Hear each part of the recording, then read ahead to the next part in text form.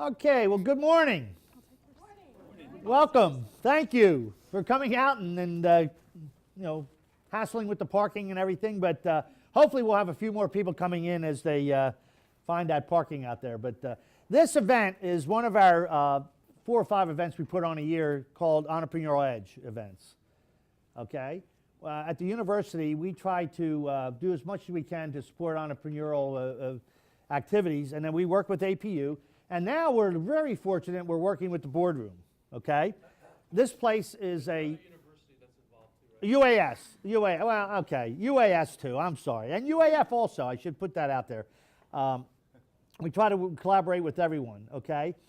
And when I saw the Boardroom a few months ago, I was taken back how wonderful this place is for entrepreneurs, okay, and for other businesses, but certainly for anybody that wants to collaborate with other entrepreneurs, take a spot that's conducive for their building a business and whatever. So we said, let's hold an event here, okay? So this is the first time we've been off-site, really, other than one event down at Beartooth that we collaborated with AEDC on, that we're holding an Entrepreneurial Edge event here. And this event we decided to do and call it How to Market Your Business, okay? And we're trying to help market the Boardroom. That's one thing we're doing because they've done a great job here. And actually, we're going to have a business we were starting to fund is going to be located here very shortly. And we're trying to do everything we can to help entrepreneurs, including getting them people out here to see this wonderful spot here, the Boardroom that Britt and her partner Catherine put together a few months ago and have really taken off. So Britt is going to actually do the introductions of our speakers. We've got 4 speakers. We have 3 this morning and 1 this afternoon, and we certainly have lunch. We have lunch for a lot of people, so hopefully you're either hungry or we'll have other people coming. So without further ado, I would like to introduce Britt Simoniak. Am I saying that right? God, I got that right. That's amazing. That's impressive. And she's going to be our MC and introduce the speakers and take it from there. Great. Glad to have you guys all here today. So welcome to the Boardroom. So if you're not familiar with the Boardroom, we're a shared co-working space. So we are basically a shared space for small businesses and independents, entrepreneurs, freelancers, folks who might ordinarily work independently but want to be around other people and share services. They come here. And so we have 54 different businesses that are located out of the Boardroom right now. They range from attorneys to iPhone app developers to branding consultants to copywriters to a defense contractor. We've kind of got the whole gamut of folks in here. And they basically get to share all the services. We have everything that you would need to support your office lifestyle, your office environment. And then on top of that, we do different programming activities to try to make sure that they are able to accelerate and to grow their business. And we do different things to try to get them to connect and to build our community. And so we have a couple of our members here today that are actually going to be talking to you. And so our first speaker that we have is Matt Waliszek. And Matt is one of our members. He actually works down the street from here, but he's involved with the Boardroom and has supported us in a couple different capacities. Matt is a fantastic marketing expert. He comes from Maine. He's got about, he's worked for 5 or 6 small businesses doing marketing and business development activities for them. He's also worked as a teacher, and so he has really good experience with delivering interpersonal communications and helping people learn things. So he'll be able to give you a lot of good information today that you can actually take and transfer back because he's an expert teacher. He's also worked as the Director of Communications for Change Point Church here in town. He was there for about 2.5 years, and he has experience in event management and doing a lot of work over there for them. And most recently, he accepted a job at BuzzBiz Studios, where he's the account manager. And BuzzBiz, Matt will talk a little bit about it, but they actually they do marketing for small businesses. So if you own a small business or you're interested in it, BuzzBiz is there to help you and support you. So I'll let Matt take it away and talk to you about that. Thanks, Britt. Get this going. Is there a marker or something like that that I can grab too? So I do work for BuzzBiz Studios, and our little slogan is that we help small businesses be seen and be heard. And one of the things I love about BuzzBiz Studios is that we focus on small business and not corporate business necessarily. You know, they have their own place and that sort of thing. But I remember my first day, and if you want to know about a place, don't necessarily ask the CEO who has like this great 30-second speech or whatever like that, and he's going to give you this great vision and mission and all that sort of thing. But you want to ask kind of the secretary about the health of the company. And I remember walking in, and I was kind of nervous about BuzzBiz Studios, and you know, anytime you make a huge change, you know, man, you're just nervous. Like, did I make the right decision? Am I going to be out of a job in 2 weeks because this just wasn't working or not? But I walk in, and I was talking to the administrative assistant there, and she was talking just how much she likes the owner and how much she, which is always a huge thing, liking the people that you work with places that, man, I didn't like them. But then she starts talking about how much she just is into the mission and vision of BuzzBiz Studios, and that they focus on small business, and that she has had this big experience with small businesses and that sort of thing. And not necessarily prop up BuzzBiz Studios, although, yeah, that's what I do. But really just to have someone so like interested in the vision and mission of supporting small businesses, I thought was awesome. And it immediately, you know, it was a month and a half ago I joined BuzzBiz Studios, immediately gave me that sense of mind like, okay, it's going to be okay. You know, I'm going to like this. And actually in the last month and a half, it has been actually just a blast. But it's stuff I've always done all my life, so it's not new stuff, it's just a new title.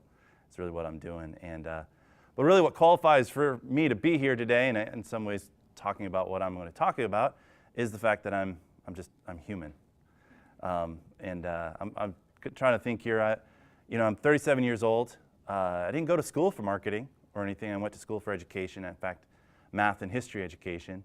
But all throughout my life and my career and that sort of thing, there's always been this aspect, I think, of myself where I am just very human.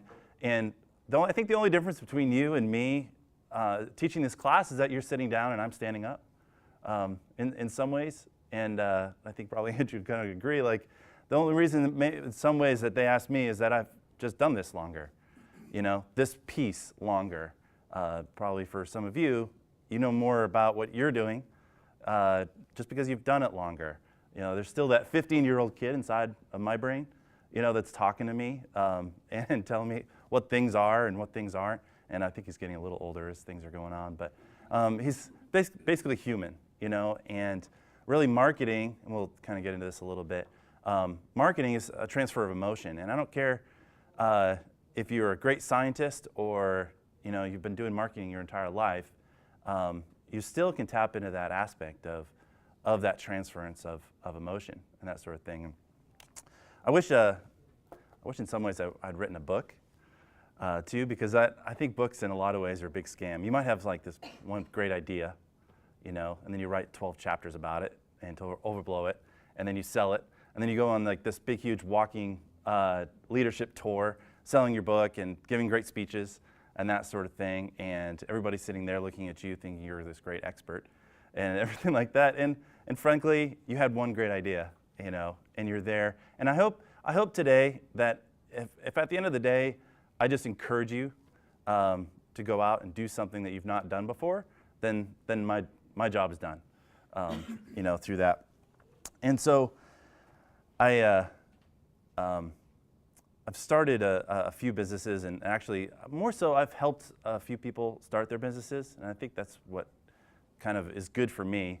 And so I have a little bit of that entrepreneurial spirit, and I mean, clearly you guys do too if you're going to be sitting here in something called the Entrepreneurial Edge.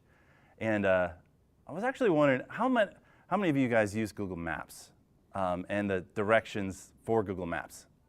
Okay, maybe in Alaska, I've actually noticed I don't use it a whole lot when I've gone to LA or something like that. Then I use them a little bit more just because I have no idea where I'm going. But I kind of know that I'm an entrepreneur because I can't stand the Google Map directions.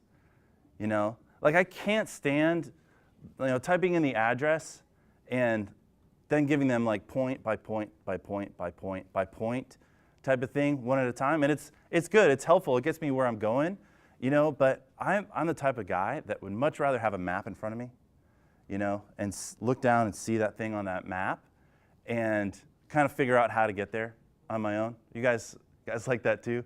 Like it's helpful. It's important to have that type of step-by-step type of thing. But I think more than that, I just like to see where I'm going, and I want to have that global view. And as entrepreneurs and others, I think it's important to have that entrepreneurial kind of edge, if I could say, and kind of figure out. So in some ways, you guys are coming here kind of finding the how-to on how to do a lot of things. But I'm encouraging you, and even encouraging myself in a lot of this way. It's not how-to can only get you so far. You're only going to go as far as that person that is telling you the how-to. But who told Steve Jobs and Waliszek necessarily like how to necessarily build their computer business, or Starbucks necessarily how to build their business? So in kind of developing some of this marketing, branding, and that sort of thing, I don't want to set up a framework today of a how-to, but really kind of a conversation and a destination for where you guys might be going. And I think I'm assuming. Does everybody here have a business that they're looking to put together? Does any you do? Okay. So everybody here has a business and they're trying to promote that. So you guys have the destination? You guys, most of you have the destination of where you're going. Bless you. And I'm one of those guys that always wanted the how-to, and get there and get there and get there. But I never actually got anywhere because I personally never thought about what was my destination, first. And it ended up that I never had conversations with people because I never worked out, and I never knew what I never figured out what the end game for me was, right? Finally now I feel like I'm at an end game, being able to help other people in small business be seen and be heard in their places. But I actually think the hardest thing about anything is figuring out what the destination is. Once you find out what the destination is, then simply you can take a look at the Google Maps and you can figure out how to get there from one place to the other. And you step into conversations with mentors and other people, and they can get to that place. I don't know. Let's see here. Figuring out the destination is hard, but is recognizing is more valuable than knowing exactly how you're going to get there. Until you do the hard work of understanding the why and the who, and then for every tactical of how to get to and the how-to, the potential there is going to take you to the right track. Now, I recently worked with AeroFem. They are a nonprofit, and they encourage young women to educate themselves and hopefully get them into many pieces of aviation, whether it be mechanics or if they're actually going to fly or anything like that. And I sat down with her, and she was having a really hard time of figuring out what the destination was. She had this passion herself for flying, and she really wanted to get other women in aviation, but she really struggled with what did that look like. She wanted to encourage people, but what does that necessarily look like? And so I actually sat down with her this week, and I want her to figure out what her objectives, what does she want to do with her business? What is the end game? Is she just want to see the smile on somebody's face? I encourage you want to have something more than that. Like have something that you really want to hold on to, whether it be have 4 meetings together every year that 20 people will attend, and then eventually you're going to give and then raise enough money to get people to for scholarships. Something that was actually going to hold on to. And we're actually in that process right now of getting her to the point where she's figuring out her destination of where she necessarily wants to go. And kind of looking at this, I think it's better to have your own map than to have someone else's directions. It's important to have mentors and consultants and have those conversations with people. But you've got to, once you have that final destination, is take all your tools and just go through and get there. One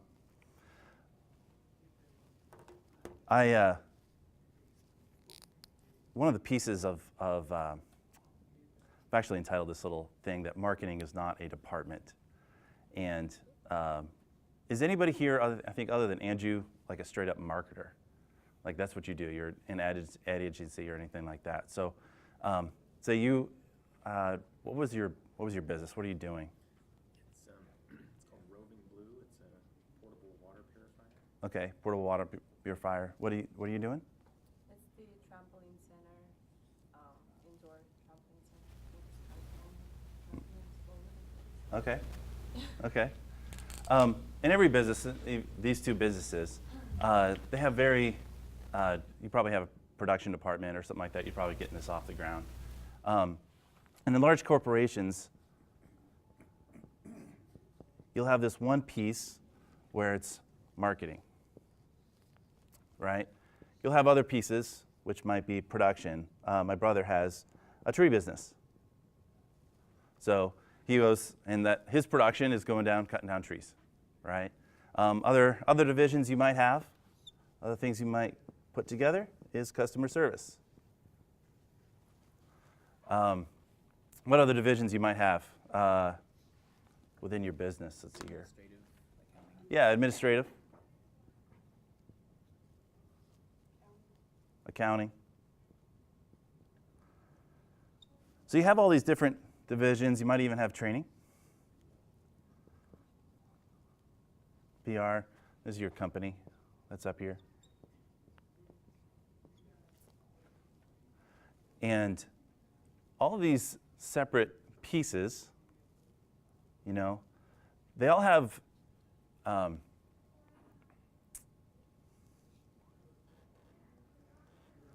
see here. So, kind of getting thrown off a little bit, sorry guys. I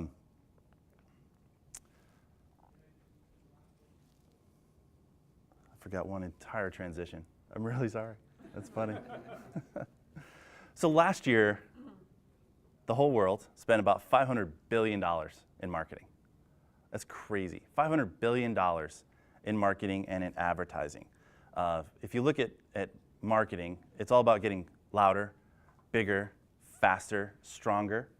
You know, you probably want you know, you're going to sell it so that this is the best trampoline service, you know, or location that you might have. You know, there's the those exercise walking places. So it is, those are the better machines. They're more sophisticated. You get better results out of that whole thing. And really marketing is the attempt to attract as many people, right? To attract as many people and customers and convert those to leads. I'm sure all of you have seen the traditional, you know, funnel where you get, you know, marketing at this point, and eventually you hope to get those from sales, and you hope to get leads from that, and then at this point we'll get right here, you know, your points of sale. And it's great. I mean, $500 billion, that's a lot of money. You just grab it. And as a marketer itself, man, I kind of even want a piece of that, because people are trying to get their voices out there. They're trying to get bigger, and they're trying to get faster and louder. And they're trying to get more and more people, right? In fact, our company itself we want you to be seen and we want you to be heard. And sometimes we do that by getting louder and stronger and faster and just the ers, you know, of your company. And if we can get that to your company, then guess what? We're going to sell more, right? Hopefully, and get more people to your business. Maybe. We'll see. But I actually find sometimes that it's not just the products of the money that really marketing is about, or the this for that actually transfers a huge success for a company. I can do a quick transactional deal, and I can be bigger and better than that guy for that once, but it's not going to be a long-lasting and sustainable product. There needs to be more than just an aspect of me being bigger and better and stronger than the other guy, because that won't last. It'll be good until the next guy is bigger and better and stronger and faster. You know, there needs to be something else, something stronger that is putting there. And this is actually where this comes in, is, you know, you look at your marketing and you pull your marketing, and this company is pulling this together, and I have a series of activities. So what do we need? We need to go together, and I need to get a logo, and it's a great logo, and it you know, it's great. It looks great in black and white. Looks great in color. You know, the great design styles of a little kid can draw it. And so you have those great logos that are being put together for that.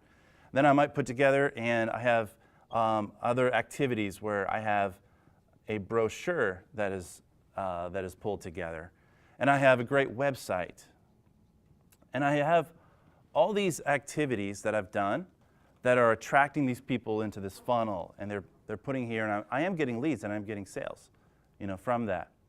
However, I see that there's more. There's this entire piece right here, this marketing piece of production and customer service and administration and accounting and training, which needs just as much marketing within as these specific tasks that they necessarily need.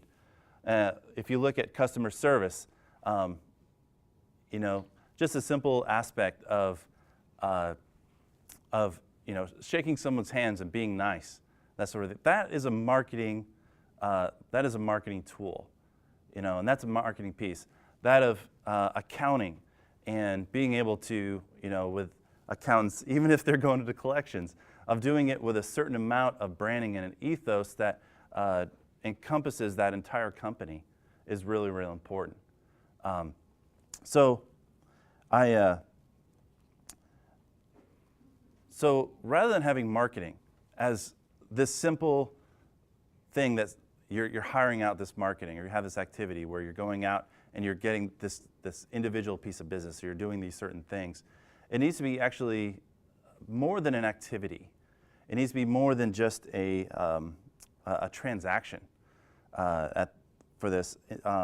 Great companies sell the difference. If you look at bigger, faster, stronger, there's a difference. And if you make the difference stronger and bigger, that actually is part of your branding. That's part of your marketing.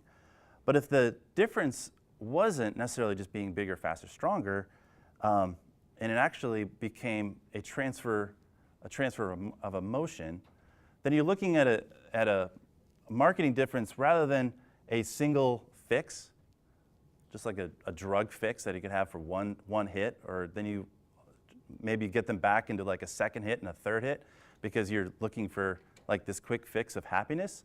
But if you get them into this larger transfer of emotion, and from the conversations that you're having with your clients, then it actually becomes a stronger, a more sustainable piece of marketing in a conversation. Recently, there's if you look at the conversation that's happening within kind of even America, you know, you have a big cultural shift toward a lot of simplicity. A lot more people are a bit nomadic. I mean, I started out in Maine, you know, and then went to school in Florida for 5 years, and then I went to North Carolina and taught for 5 years.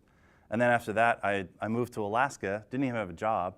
I just showed up because I thought I had a job. I showed up here, didn't have a job, you know, and eventually met myself. That's a lot of people's story, you know. I don't know if any of your stories are even similar to that, but people are a lot more nomadic through that. They're definitely a lot more interested in the environment. I'm looking around at the clothes that people are wearing today. There's a lot more greens, a lot more browns than I think probably people were wearing, you know, even 20 years ago. There's certainly in Alaska, but I think even in looking at the rise of REI and other stuff like that, the rise of adventure, that's being there. There's a real food, even real foods that are going, the organic push that's going through, or even female body image. And if you look at the difference of those of companies like Kickstarter or Instagram, Warburg Parker, which is an eyeglass company, Dropbox, TED.com, Apple, Starbucks, Khan Academy, even TaskRabbit and Tom's Shoes, the difference isn't that there's a quality difference, and it's not just the differences, but the difference is actually that there's a larger cultural shift and a push and a transfer of emotion between the companies. And those companies shape the culture, the beliefs, aspirations, and even the behaviors. Instead of a mass marketing for these companies telling people how they're going to drastically change their life, they kind of step into the conversation with them. And I know, are you Alaska, Tracy? I am. You are, okay. I don't think I've ever met you, but I know you're talking about social media a little bit, and there's a conversation that you have with that's going to start up with social media. And I read this book recently called Win Without Pitching by Blair Enns. Have you heard of that book? It talks about how ad agencies will step into, they'll get into the conversation, or at least, let's say there's a marketing campaign for Pledge to Live, and in fact, recently there is a Pledge to Live marketing campaign, and so an RFP will come out, right? And from that RFP, 4 or 5 huge ad agencies will put together this big, huge ad campaign, and they'll put together and they'll pitch it, and they'll send their proposal to the state, and then the state will look at it, see which idea they like best, and then will deliver it. Well, rather than, or you guys have seen Mad Men, so you'll have this big Don Draper come up with this whiteboard with a big cloth curtain over it, and he'll give this huge empathetic speech about how great this certain ad campaign is going to be, and he'll reveal it, and the people will say they like it, or they won't like it. Well, there's Blair Enns had this book, Win Without Pitching. He kind of turned that all on its head, where instead of me guessing, like the day before, I know I'm going to meet you, so I'm going to do all my research on your website. I'm going to figure out everything about you without actually even talking to you, and then present this idea that may or may not be great about you. Or you have this great entrepreneur who's going to step into this conversation, is going to pitch something to you, and is going to say how amazing this product is, and tell you all about the stuff that he has for you. And the whole aspect of the conversation between, do you actually even need this thing, gets lost. And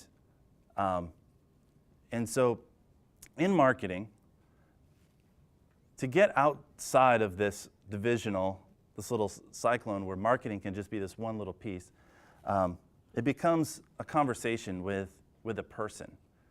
And it is, so when I go into a consultation with a client, and we're going to go and we're trying to figure out what the next step is, what they need, whether it be a brochure, a website, or a logo, or whatever necessarily they might be, the first thing is it's a conversation that we have.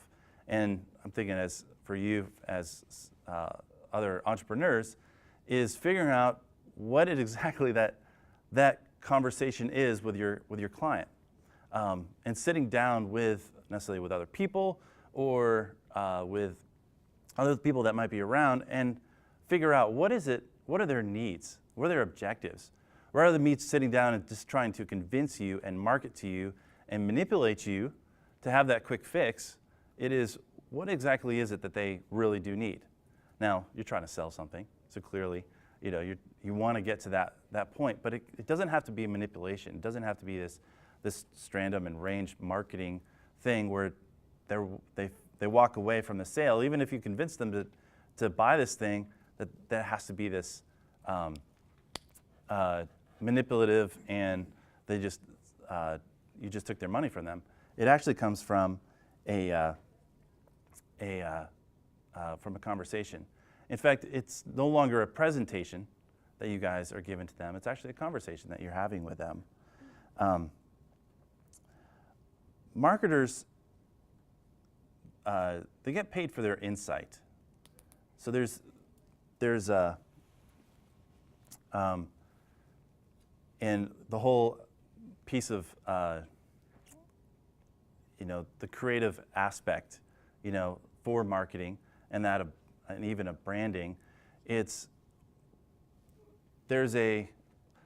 rather than having this single silo, there's an insight that a marketer or perhaps even the internal marketing department can have over all of these departments, which would help sell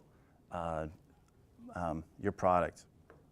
And that's why I actually think sometimes marketers make great coaches, because they have insights into really even the human spirit. Now all of you guys are human, and so all of you, I actually think, by the simple fact that you guys are human, you understand how to market. Because there's one thing that I think marketing is very important to, and that is, or at least marketing and marketers understand empathy, and they have empathy for their consumer. If you look at the conversation with someone, you'll see what they are and what they're doing by looking at if you understand their empathy. In fact, if you look at someone and you're able to see and have empathy with them, you're actually seeing their human state, like who they are as a human. I would even say that the art is the representation of something human in just simply another form, right? So no matter what you might be marketing, whether widget 1 or widget 2, it is how do I get that to appeal to that person? And it is in that empathy. Now, there's empathy. There's also sympathy. Anybody know the difference between empathy and sympathy? Empathy is 2 ways. Yeah, I would say that. Empathy's 2 ways. Let's go with sympathy. Doesn't empathy mean that you actually bear some of the experience, Mm-hmm. feeling, Sure. rather than sympathy is where Right. you feel remorse, but empathy is more of a personal experience? Right. Are you sure? Sure. It's the ability to understand and even share the feelings of another person. Where sympathy is not 2-way; it's 1-way. It's kind of you feel pity, you feel sorry, for that other person. So it's a 1-way type of thing.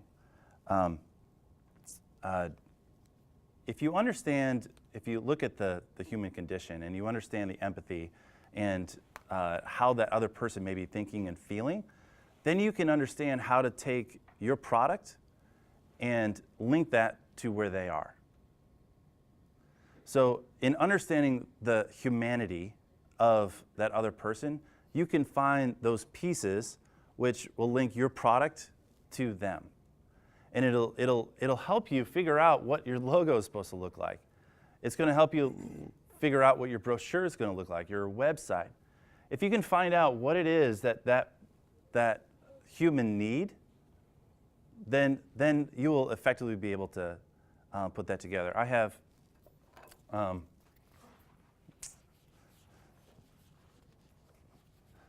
so I thought we'd do just a quick little exercise with something. There's a few empathy exercises. I don't know if everybody's ever stepped into corporate type of empathy exercises, whatever, where you sit across from each other and you mirror each other. We can do that. We're not going to do that today. Trust falls. You can do all those sort of things. Even emotional mirror, where you go to your own little side room and you can look at the mirror and you try to mimic something that just happened in another room, or even just practice active listening. You can also do that to understand the empathy.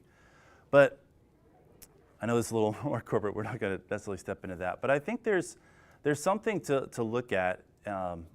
If you look at the human to get to empathy, but also what makes us human is in a lot of ways the feelings that we have, and feelings of anger and feelings of sadness, of fear, of hurt, gladness.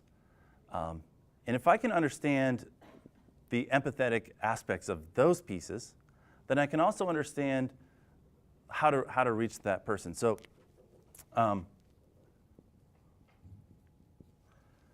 just wanted to go through just a few of these and show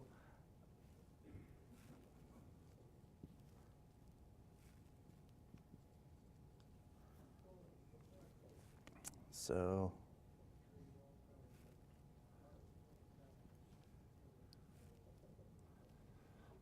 there's actually about 8 of them or so. But if you look at the human emotions, there's a whole lot. And if you look at these emotions or these feelings, and you kind of separate yourself from, that's not a bad feeling. Anger is not a bad feeling. It's just they're angry, right? There's 2 ways I can go with anger. One of them is I can, as a result, actually get depressed if I'm not angry. Anger, I look at this as anger is that a function of passion, you know? Anger is, it'll face that of justice. So if you're looking at your marketing and you're trying to figure out which side do I want to go toward, you want to look at this side and get an appeal to people's aspect of justice, you know, that of sadness. People will get to if you look at sadness, you can approach sadness. If someone refuses sadness, they're going to get to self-pity. But if they will take it, it'll get them to acceptance. Fear. If someone will face their fear, it will work their way into wisdom. If not, it'll actually turn into that of anxiety. Loneliness, I think, is interesting. Is if you look at aspects of loneliness, it'll turn into pieces of intimacy. Now, for all of these, let's take a look at loneliness. I think Starbucks has understood how to market to loneliness. Loneliness is not necessarily negative or even a positive thing. It just simply is. Somebody can be lonely. I think Starbucks has understood of marketing to the loneliness of a person, because they've established a place of intimacy, a place where you can go to downstairs, and you can just even right here, and you sit down in their fancy couches, and you get to meet a friend, and they have appealed to that aspect of loneliness to establish kind of a sense of intimacy. And they have now given you a great $2 deal on some coffee because it's not $4 from the other stuff.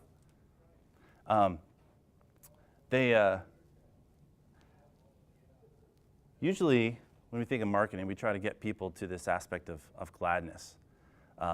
And Don Draper has this really famous line where he's talking about what marketing is, and it's the ability to get people to be happy. And I think there's 2 sides to this. Gladness can turn negatively to kind of the sensual aspects of it, but it also can go to that of hope. So I look at Don Draper and some classic marketing where they're trying to get stuff to happiness, and usually happiness is a single transaction. It is something that gets me glad once. Whereas I'm actually trying to, in my marketing, I'm trying to establish hope. I'm trying to establish hope that's fulfilled. I'm trying to get gladness, which is kind of a result of being this entire, of having all these other things. It is about living fully. And this right here, this living fully, is the entire aspect of really what you're trying to market is, and especially now, if you look at the Super Bowl ads, a lot of the Super Bowl ads had a pretty huge aspect of hope to them. Even the Budweiser commercials with the dogs running, the dog and the horse, being put together. There's an aspect of gladness in it. In some ways, they're even throwing sadness that's in there. Glad, I always find it interesting, the Coke happiness ads. And I think those can be very transactional. It's a one-time thing where you drink Coke and you're happy type of piece.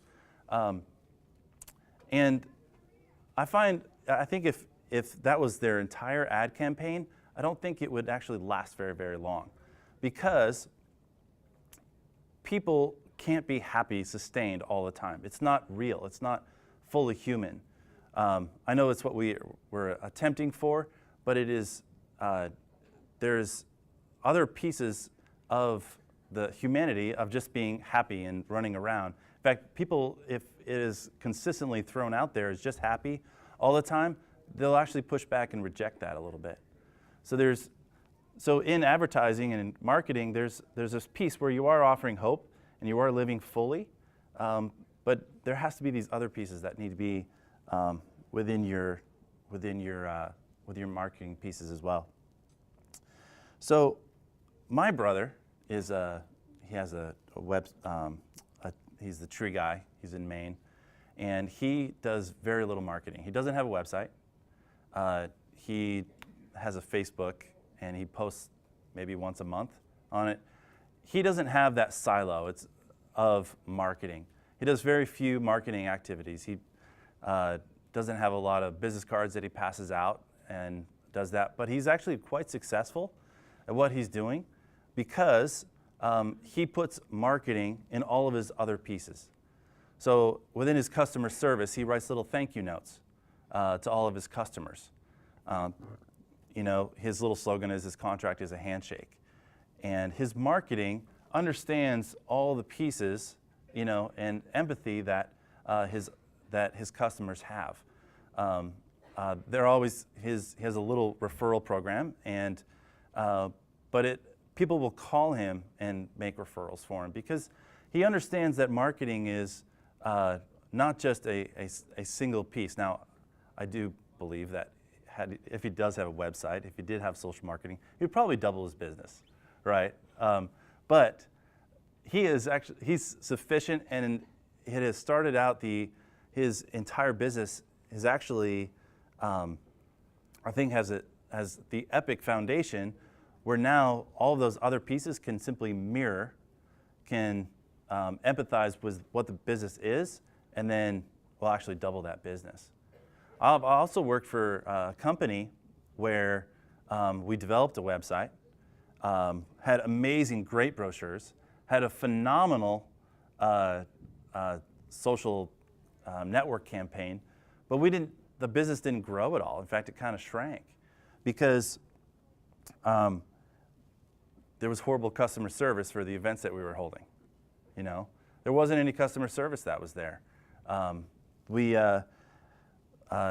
They actually, in the customer relation, and they weren't very good at getting back to customers through emails. And so that piece of marketing, that simple, just being nice piece of marketing was lost. We never had enough resources. We never sent enough guys on place. So that piece of understanding that they just needed to see some more people on location while we did events, they didn't understand that marketing piece. And in some ways, they questioned the integrity of the folks. They did have integrity, and they didn't do anything improper. I saw that. I worked for them for a few years. But they just had that question of it. They didn't understand of how to really empathize and to find out where the customer was and to have that conversation with them. And so, you can have all these great and grand pieces of websites and brochures and do all these how-tos, but unless you understand and have the conversation with the customer, then all of your marketing pieces are not going to matter. It's not going to put together. So I guess my question for you is, when was the last time you had just a really great conversation with one of your customers?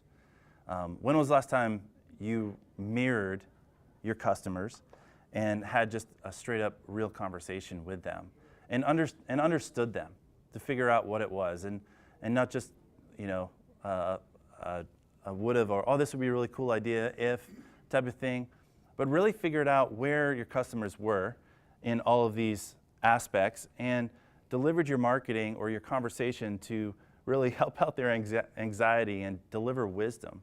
And rather than just being bigger, faster, stronger, but actually span the difference of something bigger and stronger so that this is the difference that they see and not just this difference. Make sense?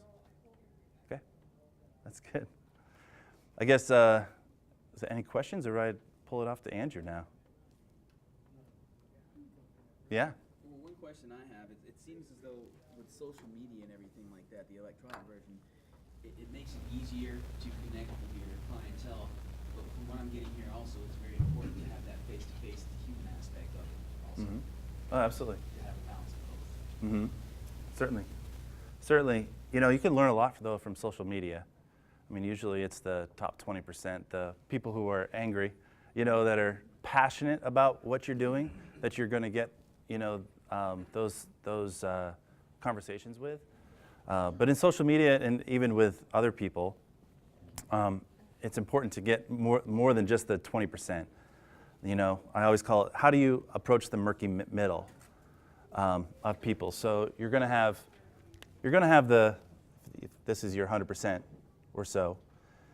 You're going to have 10% which are really, really like important or interested in what you're doing. In fact, you're probably going to have 10% which are just not at all interested, maybe even like Heisman, like your company and your product and that sort of thing.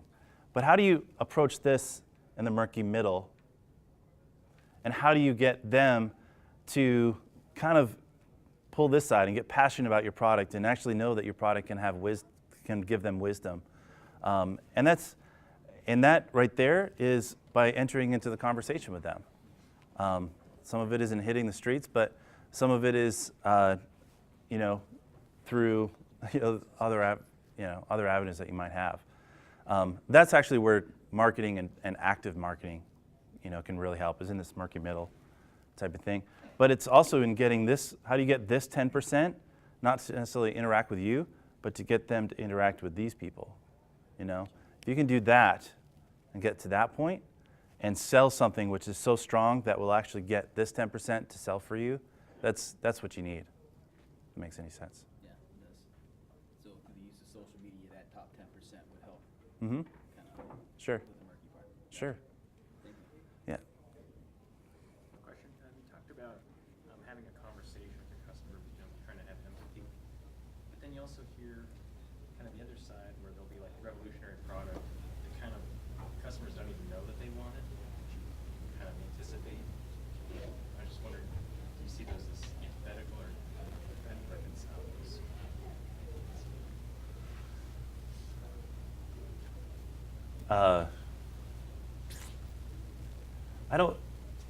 I think a lot of it has to do in perhaps the approach. I mean, you look at like Steve Jobs. I mean, how did we know? Like this right here, I mean, everybody told him that it was going to be, you know, that nobody would actually ever buy an iPad, and it sold more than, I'm not sure if it sold more than an iPhone, but I mean, it's just changed everything. We don't even have nearly have laptops anymore, you know. But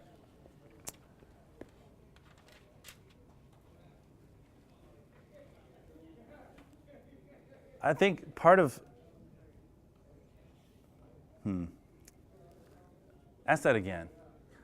So you said the revolutionary product, you have this revolutionary product. In fact, they don't even know what it is, right? And you're trying to have that conversation with that person.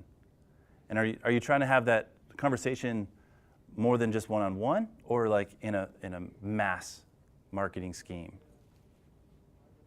Well, I guess my question is, I see the value in trying to understand what your customer wants and where they're at. Mm-hmm. But I also see the value in trying to anticipate maybe what they hadn't thought of. Sure. Sometimes the customer may not even know what they want, Exactly. you know, that they don't even know that they need it necessarily. And so they're gonna step a lot into, like, if you start throwing this revolutionary product at them, they're they're going to be really scared. Like, I don't even know if I'll buy this. Why would I spend $499 on this if I'm not even going to use it, if I already have a laptop, you know? And so the conversation that you have with them is if you know that ahead of time, and if you even it's even implied that they have this anxiety, this fear, you know, this revolutionary product, whatever it is, but that's where you have this conversation. You get them to see that this way, you know. Now the different talking points, the different copy that you might need and use, comes down to understanding who that person is and who that target market is, and move to them. Now the specifics on how you might do that through airwaves, you know, buying air, you know, with TV. You might do that on a website, in different avenues. But all of those different advertising avenues are going to be determined by whether someone, you know, is fearful, whether or not, you know, you're going to have to figure out how are they going to accept this? You know, how are they going to step into this piece? Does that answer your question a little bit? Yeah. Just a little bit? Okay. Any other questions? Just want to encourage you to go out, have those conversations. A focus group is part of that conversation that you could have out there with you. And a focus group could be 2 or 3 people. It could also be, you know, 10 in a room with a mirror and a guy standing behind it too. But thanks.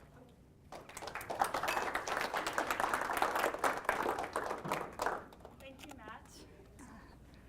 Empathy is such an important role in understanding your marketing and how you communicate with your audience, and basically knowing your values and their values and how you can meet together so that you can get your product to market and make sure that you have a good value statement that the customer appreciates and, you know, encourages that repeat business. So if you have any other questions for Matt, he's going to stick around today. He'll also be around this afternoon to help you if you have any more kind of one-on-one questions that you're looking to get answered. So now we're going to hear a little bit from AKSourceLink. They're going to talk a little bit about the services that they offer. While Tracy Williams gets set up, we're going to actually have a little swap in the agenda. Tracy Williams is a social media expert. She is going to talk to you on communication and connecting and engaging through social media with your audience. And so I'm going to get her set up while AKSourceLink chats. Okay. My name's Lisa Whedon, and I'm with AKSourceLink. And the goal of AKSourceLink, and we have a table over there with our information on it, is to connect entrepreneurs and small businesses with a wide range of resources that they can use. Some of those might be university resources, you know, programs like this, the Entrepreneurial Edge Series of speakers. There's boot camps, and it's statewide information as well. There's also resources like the Small Business Development Center. There's a lot of state resources.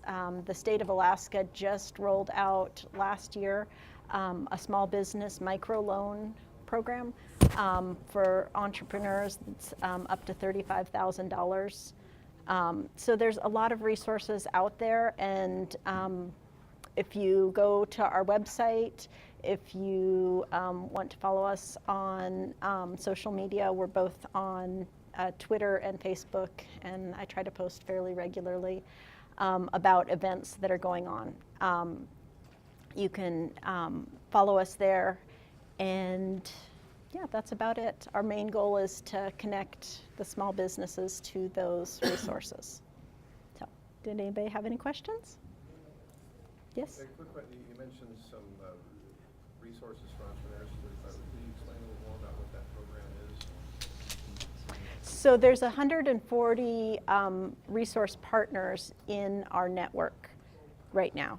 So you can go to the website and you can search for, say you need help with marketing, and there's a variety of different agencies and programs that might help with marketing, and that will connect you directly to them. Or you can call, we have a 1-800 number that will get either, that'll get me or it'll get Melissa Houston, and we can have that conversation and direct you to who might be able to help you. Specifically going after the money.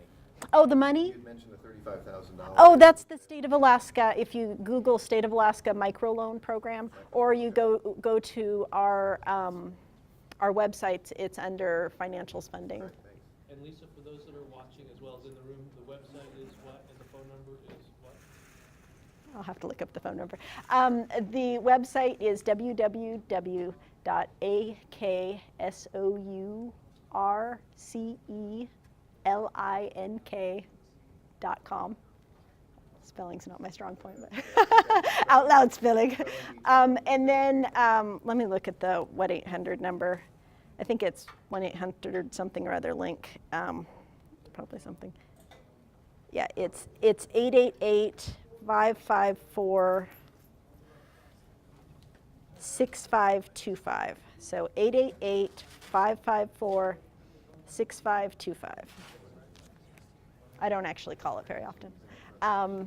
So that's it. And there's also a microloan if you just needed like a small piece of equipment. There's a Kiva Zip program that I think it's up to $5,000 or $7,000. It's smaller loans that you pay back with 0 interest over 1 year. So that's another opportunity for funding. In Anchorage, the AEDC is the, what do they call it? They call it the trustee organization. So you'd talk with them to set that up.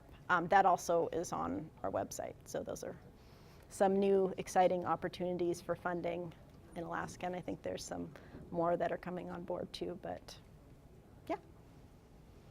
Any other questions? Thank you. Mm-hmm. Hi, everybody. I am Alaska Tracy Resch Williams.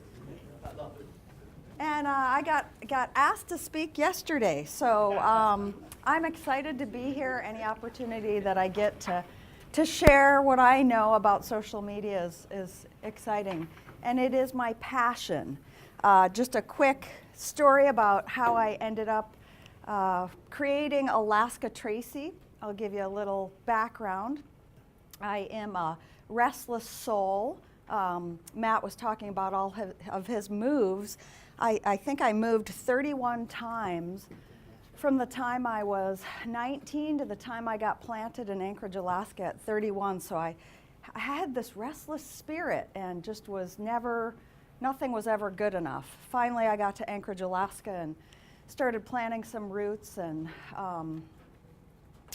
some changes in life happened that have allowed me to get a little bit more comfortable in my own skin.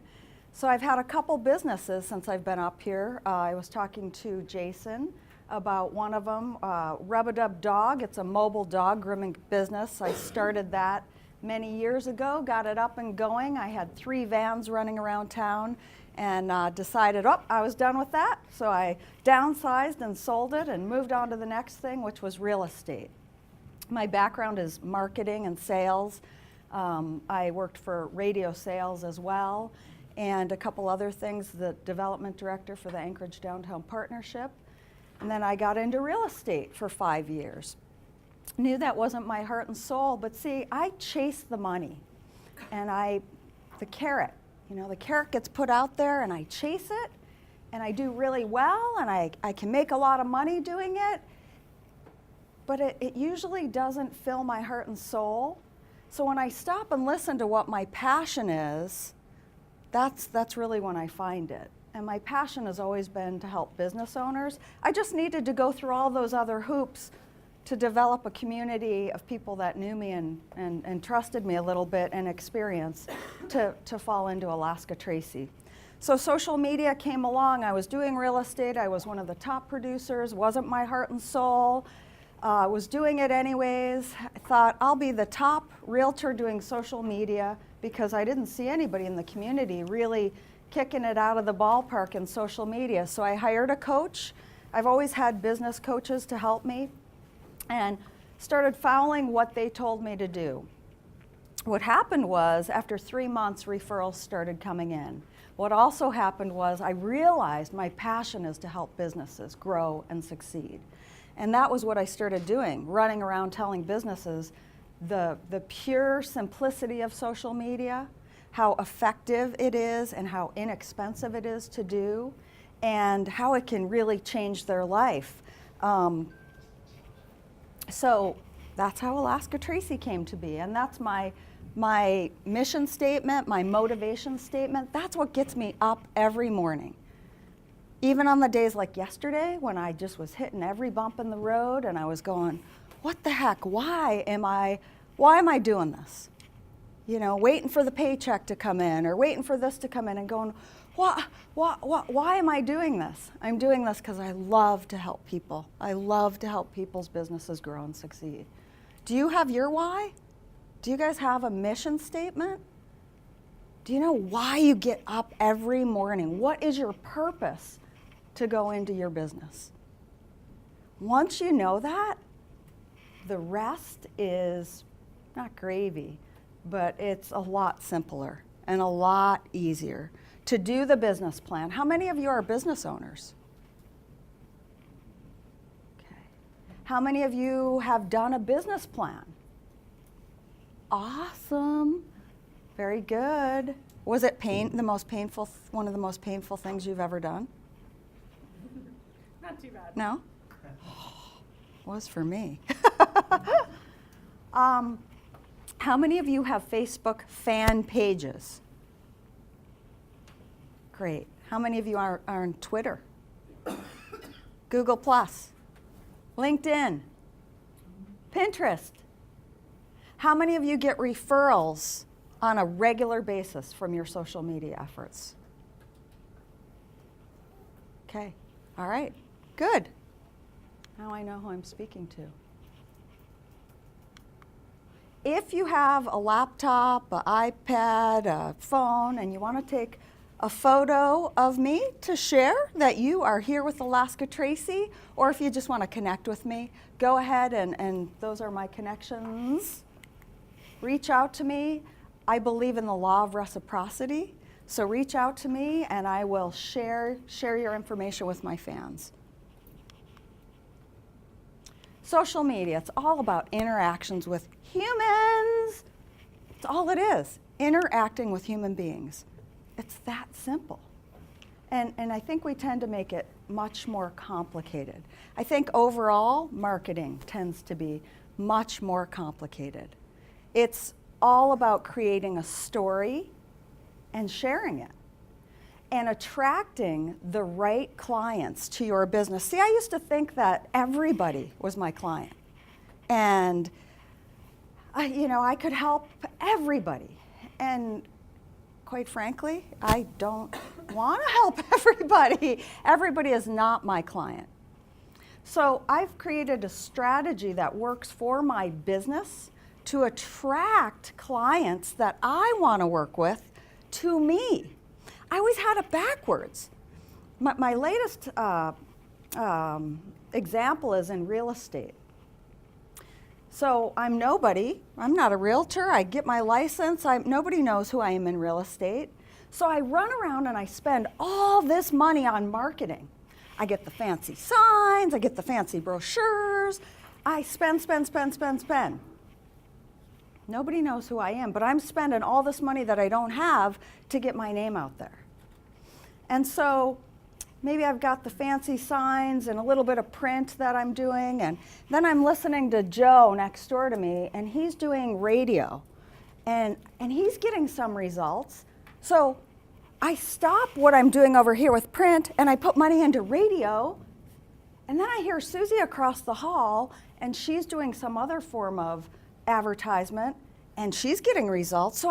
So before I know it, my money is everywhere. I don't know really what's getting me results.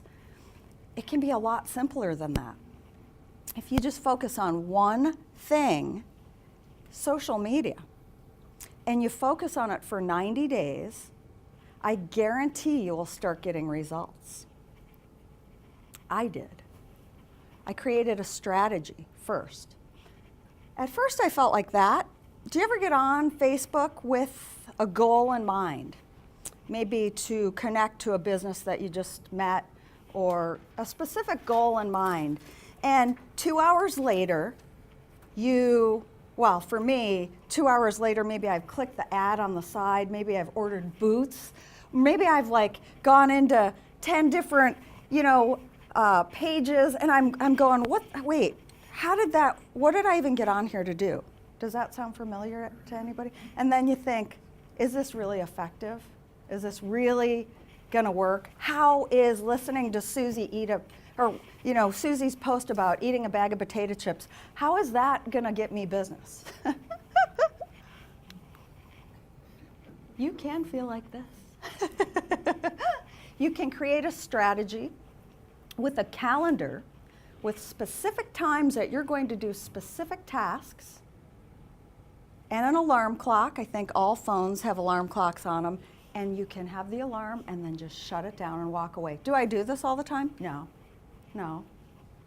I use social media as my business and as an excuse to get sucked into the vortex. But you can do this, and you can be very successful doing this. So when I started social media, I stumbled across this fella named Eric Qualman, and his name will come up in all of his credentials and his book. He's done several videos on social media, and I like to show this one. It moves really fast. It's already outdated from last year, the numbers, but it gives you an idea of the impact today of social media. And so I am just going to play it, and I always tell everybody this, he knows I play it. It's on YouTube. If you want the link, just contact me after. So it moves very fast. Let's see. Oh, there we go.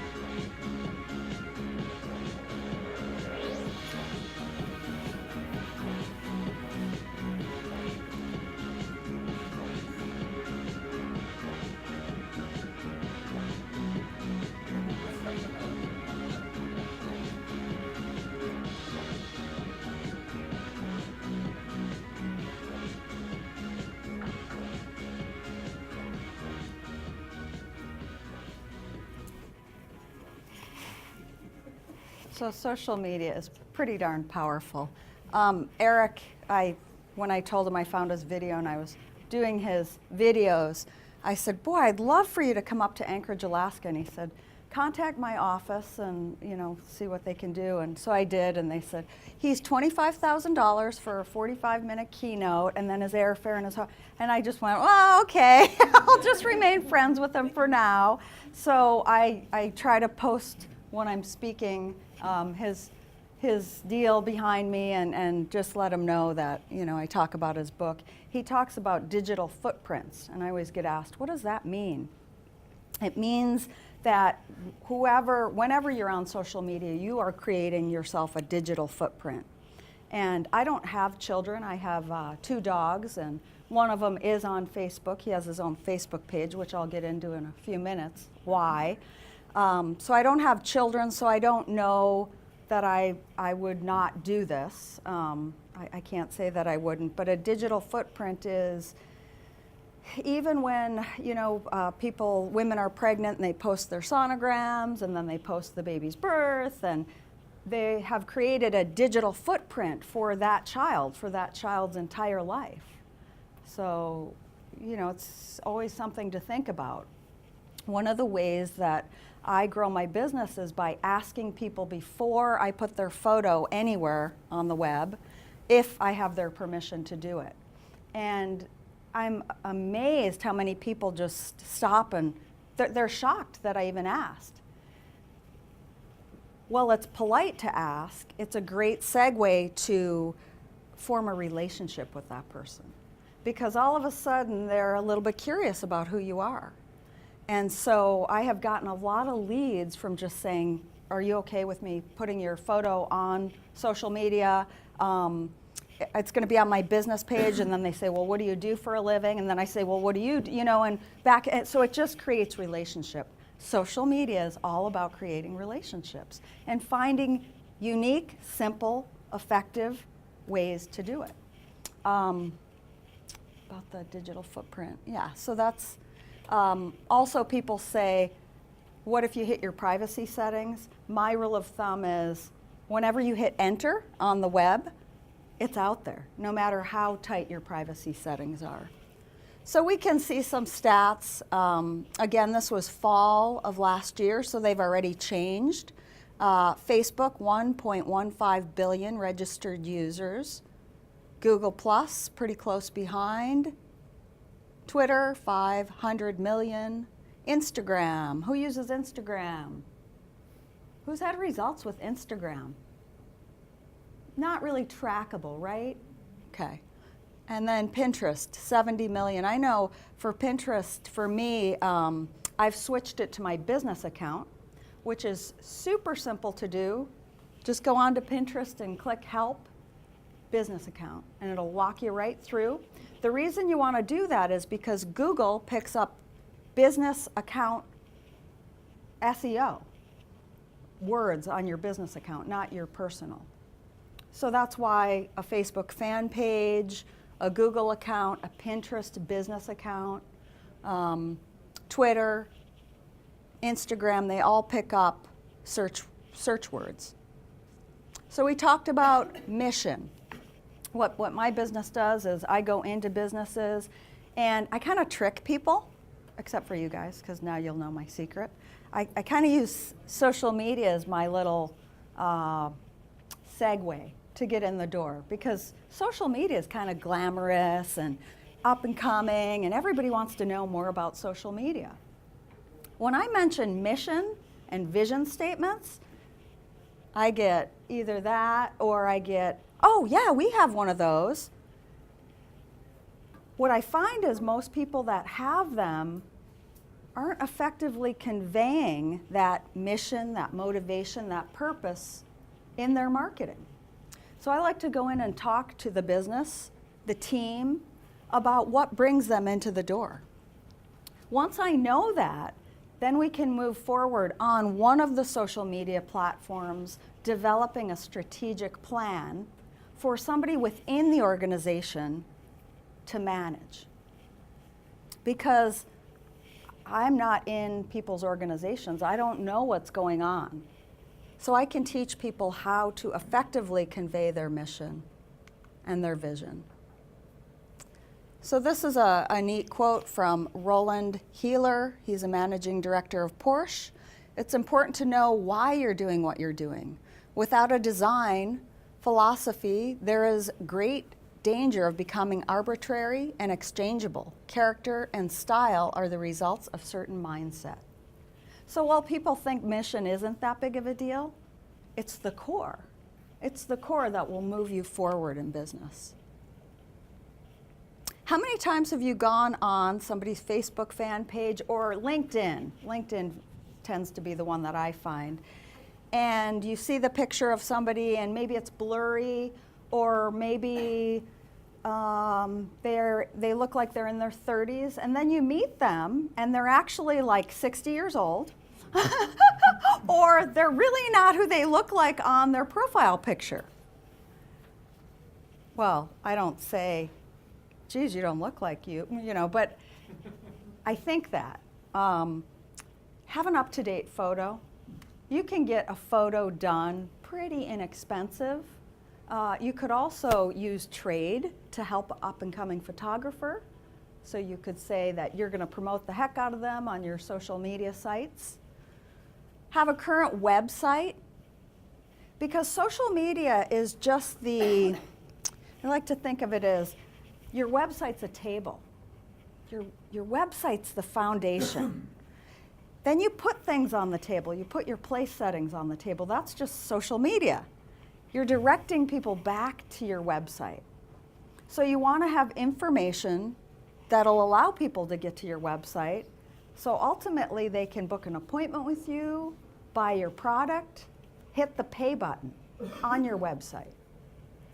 So the more social media sites you do effectively, and you're growing an organic following, the more chances of people going to your website. Have your motivation statement on all of your sites, including your website, and have it the same. Like, my branding's pretty much the same, however, it wasn't always like that. You want your message to remain the same on all your sites. Otherwise, people don't know really what you're doing. So this is my LinkedIn page. And once I changed this, I put speaker in there. I put, and somewhere below I put Alaska's only inspirational social media speaker. And as I was doing it, I was like, I don't know, I don't think there's another, I haven't heard of anybody else. Within 2 weeks, when I typed in social media, I went to the top of Google search for Anchorage. I mean, that quick. You can change your keywords within your profile on LinkedIn. You can also add projects that you've done. Every time I speak, I put a photo of where I spoke, and I put what the event was, who the company was that I spoke for.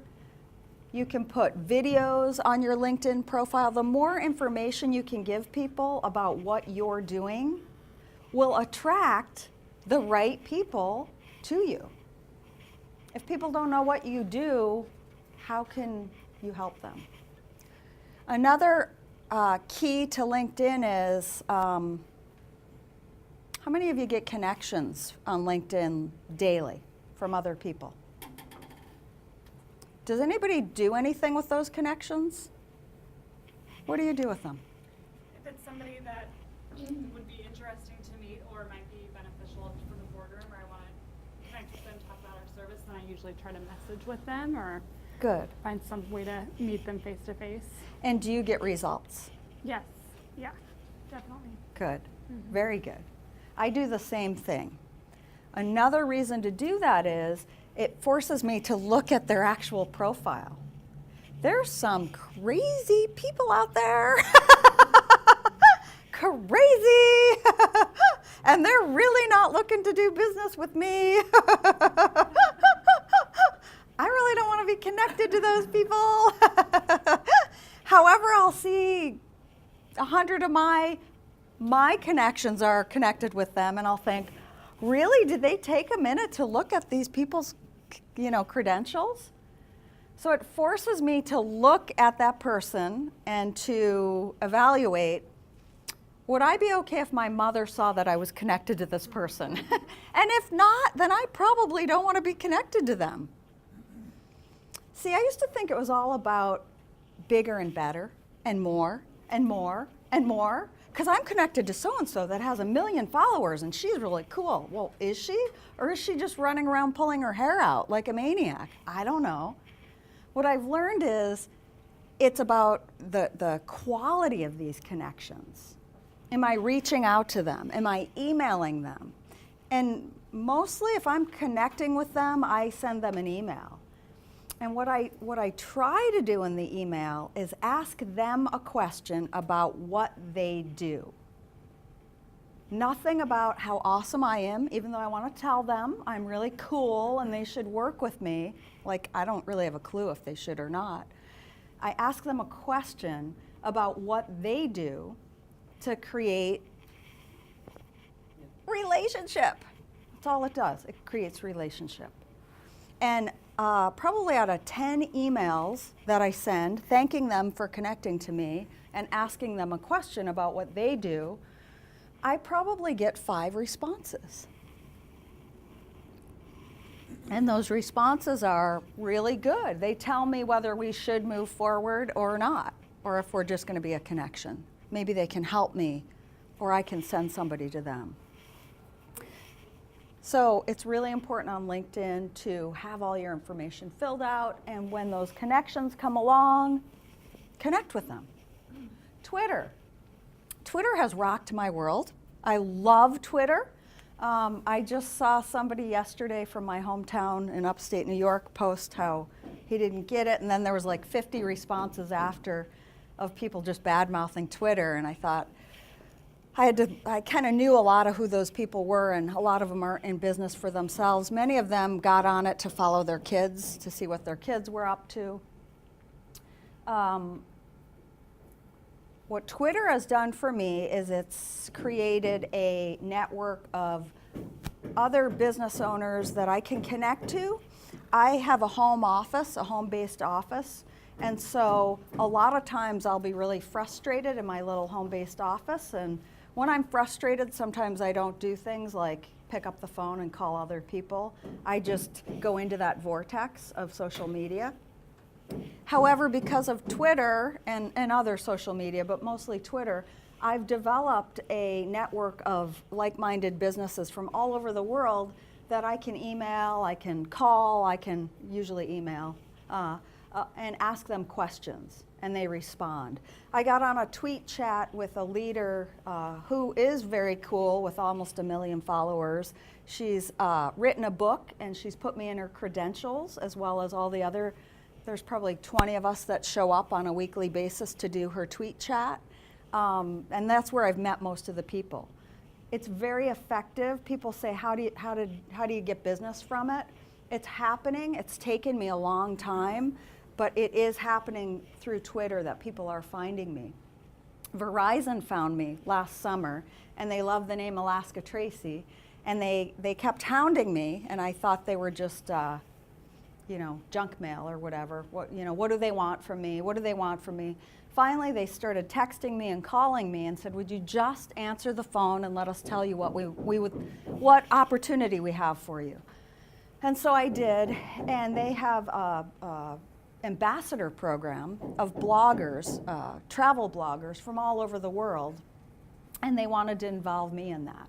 And what that means for me is they send me free Verizon products. Even though Verizon isn't up here, I have a little Verizon jetpack that travels with me. It's a hotspot. They give me stuff, and I blog for them. They're flying me to San Francisco in May to see one of their new facilities with a whole bunch of other travel bloggers. Again, I've made connections with people from all over the world that travel, that blog, that have written books, that are in business, that are helping to grow my business. Twitter's effective. It really is. It's an amazing tool. Again, with my branding, I have put, you have so many characters in your profile. I've used up every single character in my profile to say what I do, and it's hard to see from back there. It says marketing strategist, social media, business guide, speaker, VZW Buzz, with a hashtag, that's my Verizon group. So anytime I tweet anything about Verizon, I put that out there. Dog mom, Alaska lover, connect, communicate, and engage, live your authentic life, Anchorage, Alaska, Tracy. Okay? So people know who I am. I want people to know who I am and what I do. Because if you don't like me, it's okay. Move on. It's all right. My business page for Facebook, same thing. Connect, communicate, engage. See, it's all branded the same. It looks the same. Right here, you can, in this little tiny gray box, you can fit your website. You just have to be creative about it. People don't like to click more than they have to, so make it easy for people to find out who you are and what you do. On your personal profile, which we'll get into, I can just pull up my personal account and show you some stuff in a couple minutes. On your personal profile on Facebook, there's also a little gray box that says about. Actually, it's not, it's a big gray box. It's like right over here. So many times I'll look at people's and it'll say like realtor. And I'll click on realtor and it just goes to a blank check-in realtor page. So they're just promoting realtor, which is great for realtor. Promote yourself. Put your fan page on your personal so people know what you do so that they can connect with you. When I got onto social media, my goal was to grow an organic following via social media for everything. So when I'm speaking and teaching, a lot of times people say, well, I want to keep my personal Facebook personal with just my friends and family, and that's great. Whatever you want to do. I'm just telling you, for me it was, I'm going to grow my personal so big to 5,000 people, because that's all you can have for friends on your personal, and then I'm going to slowly move them over to my business fan page. But I'm totally using social media to grow my business. So anything I put out there, I'm not ashamed of or embarrassed. I typically don't talk about my opinion on politics, religion, or finances.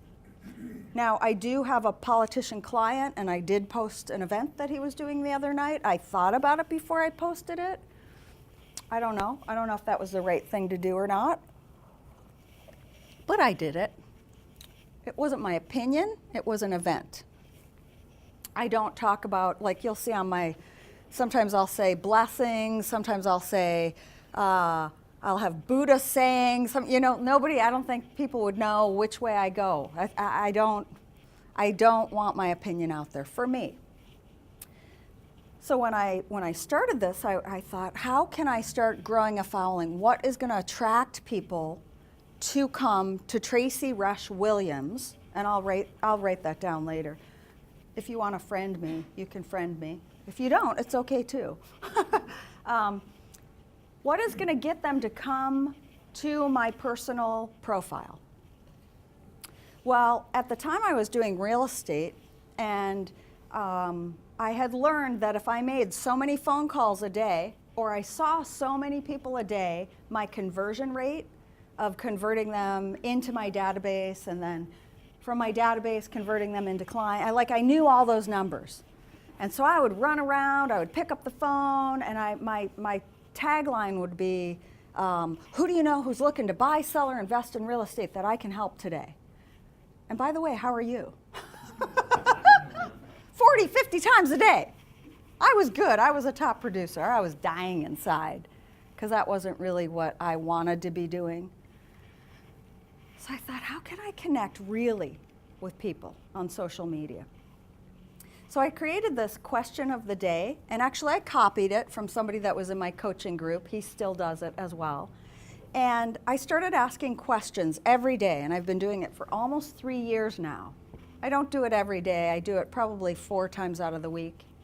Questions that I would ask people when I picked up the phone or saw them out in public. Questions about them. Questions to build relationship.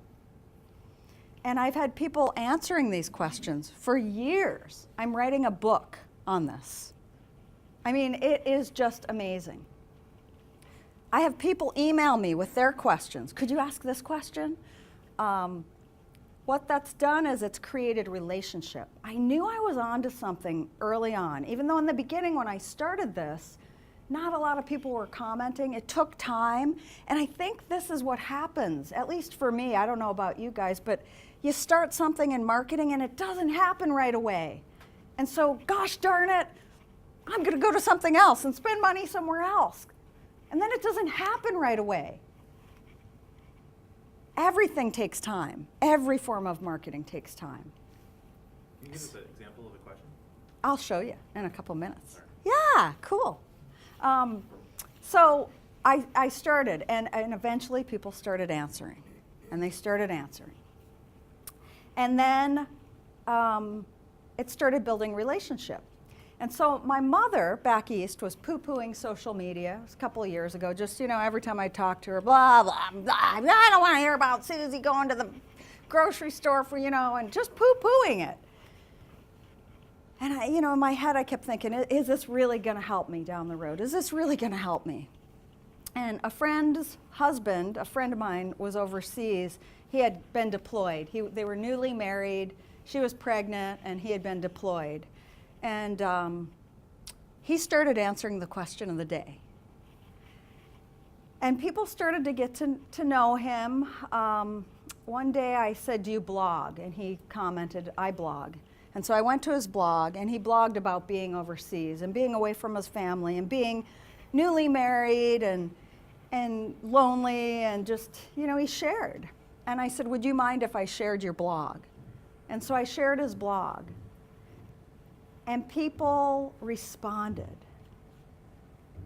And they called him a hero. And all day long I watched people connect with him and friend him and just cheer him up. And he got back home, and my mom was visiting them.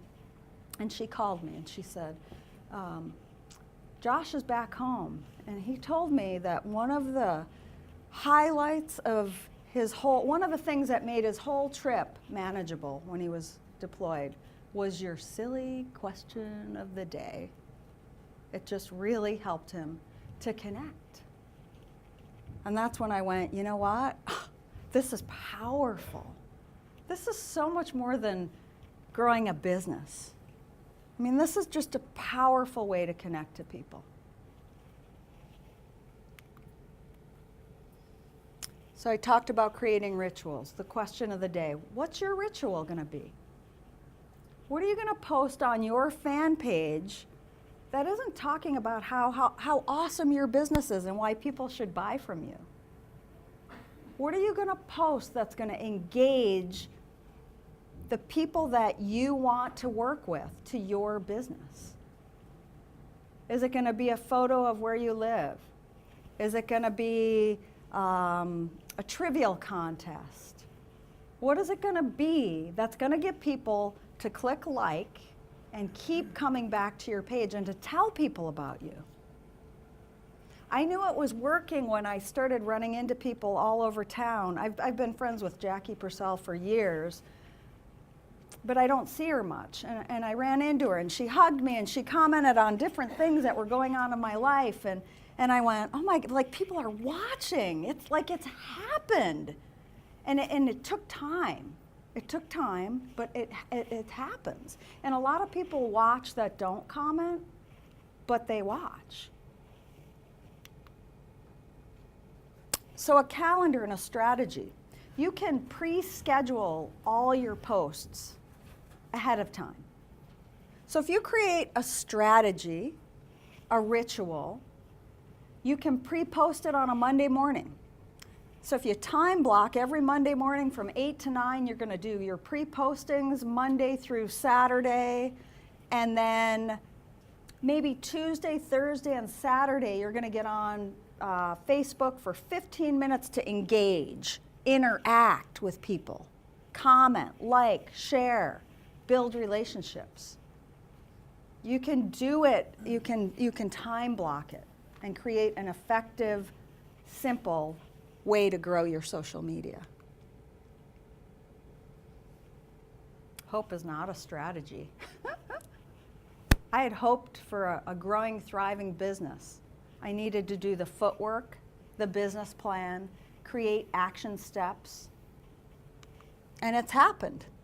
I do have an offering. I don't know if I'm allowed to give this or not, but it's, I do one-on-one consulting, like if you wanted to call me and just say, could you look over my Facebook page, give me some, critique it for me, could you come in and talk strategy with my team?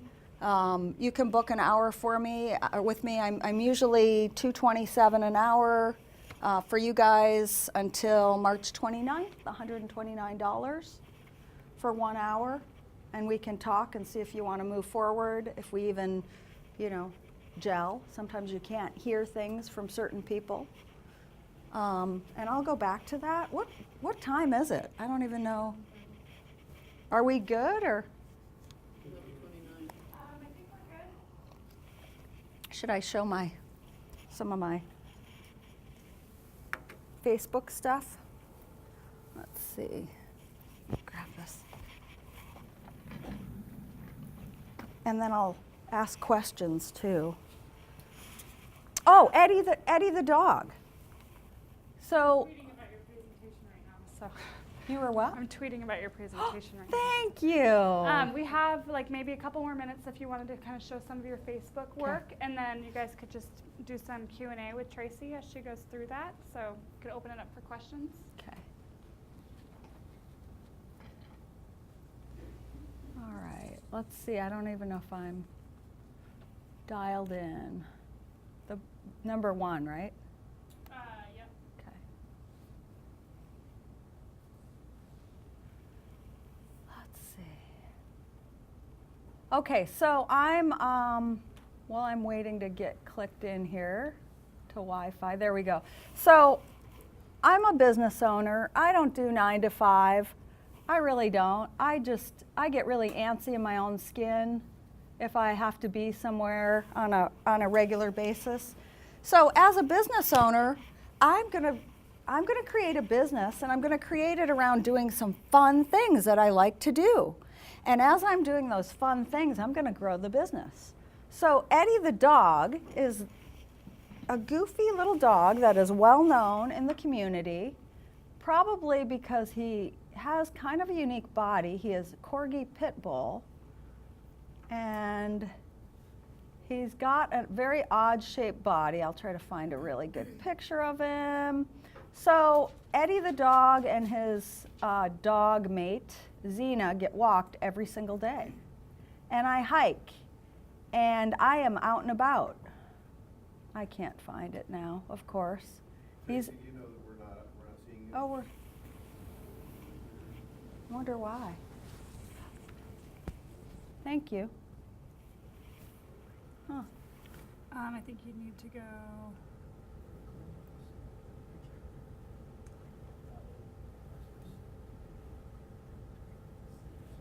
It's in your wherever your displays are. I think you need to tell it to display to here and not Mirror. to. Yeah. System preferences. Mirror. Yeah.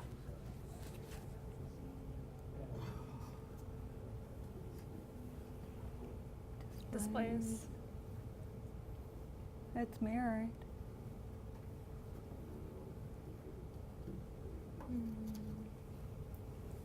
Shoot. That's weird, isn't it? Let's try this. So, does anybody have any questions while we're trying to get this? Yeah.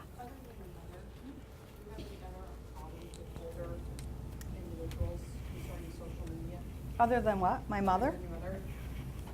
Not people that I work with. My whole family is not on social media. My family, my husband's is. My whole family is totally dead set against it. My sister-in-law isn't. She's married to my brother.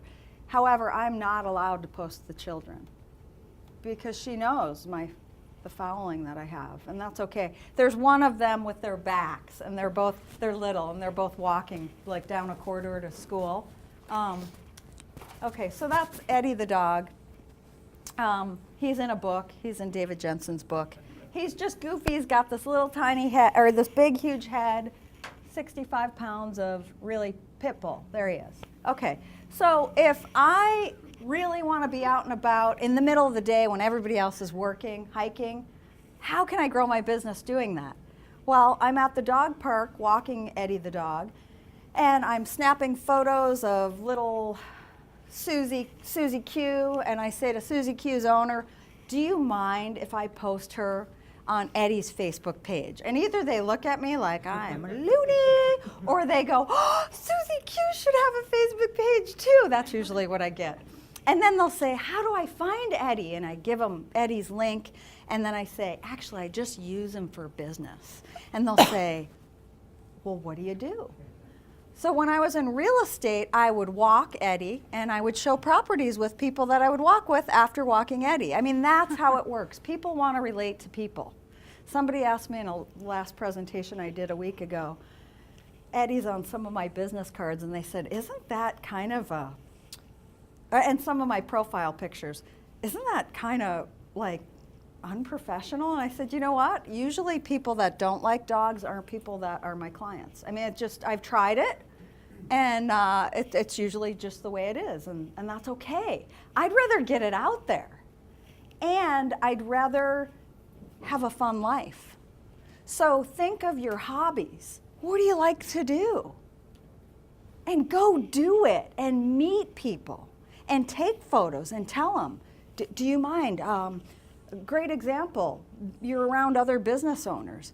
Do you mind if I post you and promote your business on my Facebook page? How well does that work? I came in here in the beginning into the boardroom. I don't think you guys knew what hit you. It was like a Monday morning, jacked up on coffee.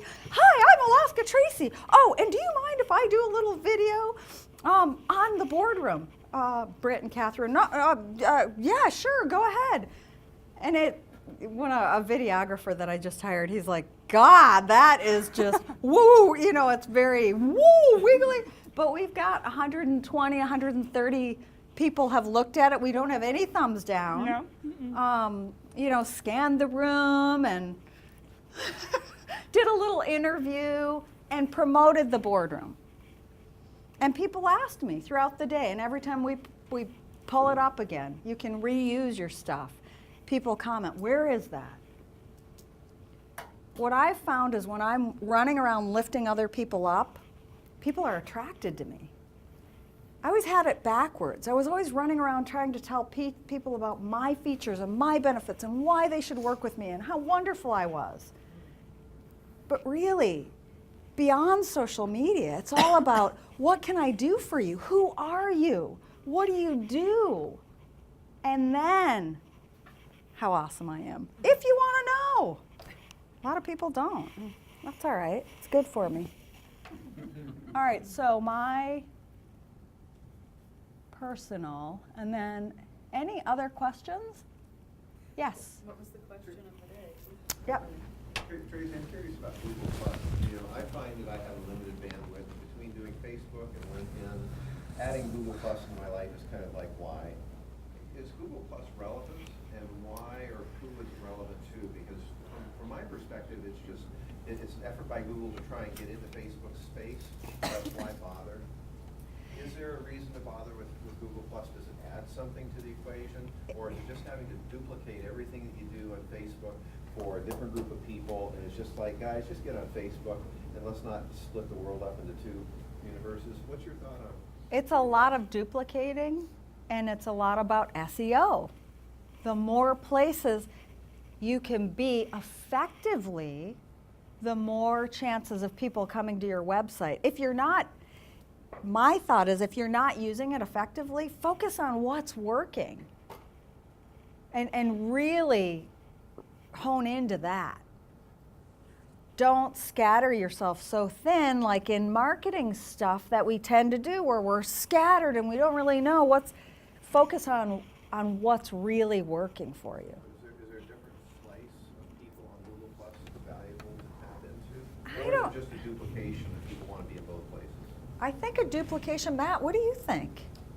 Do you have an opinion on that? For Google Plus? Yeah, like the difference.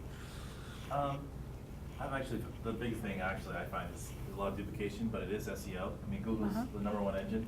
And so I think they're slanting their SEO toward Google Plus. So, and there's also some different circles. I actually find, because there is a better coordination between YouTube and Google Plus, that I'm tending to post a little bit more toward Google Plus now. And I actually see Google Plus may have some more influence than Facebook will, because Facebook has not really integrated videos very well. And so that's where I think the advantage is for Google Plus. And that's where I think you'll see probably the biggest gains, Google Plus. I think Facebook is getting more and more towards paid. And you can do it very effectively. There's a third party within Facebook that not a lot of people know about called Power Editor. And you can narrow your audience, or you can really narrow it down. Like I represent a pizza business in town, and we have a special once a month. And right now I've got like 4 different ads at $10 an ad running. And it's just, then I can go back and look at the reports and say, which ad really got the most bang for the buck? Yes. Oops. Sorry. Go ahead. What do you think about using iCloud as a social media, like reaching people? Because it seems like it's kind of new and you could share your, PowerPoint or whatever with other people and, try to reach out to other people, through email or something. That's just like a way of like documents and stuff like that. Yeah, but not a social media avenue. Like you don't get SEO from that. Jason? I know that some companies such as Google offer web analytics services so that way you can see the effectiveness of your reach. Do you use any web analytics services? No, but I'm looking to hire one. So if you know anybody, send them my way.